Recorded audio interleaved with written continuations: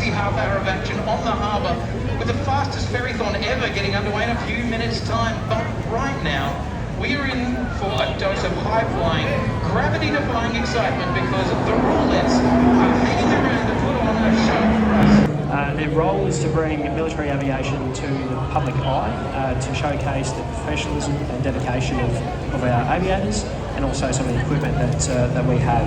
From the display today, they're conducting the special venue display designed specifically for this event.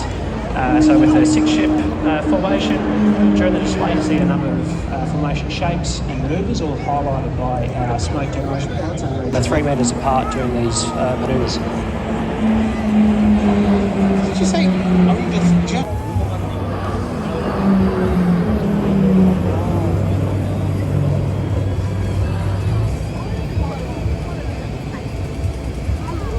Okay. So what ferry you want to win? But they are absolutely screaming down there.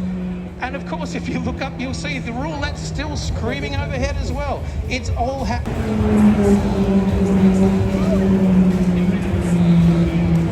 Those roulettes are incredible. Did you see that? About to be performing in the biggest and best backyard in the world. Underneath. Finish to a fantastic display at an awesome event.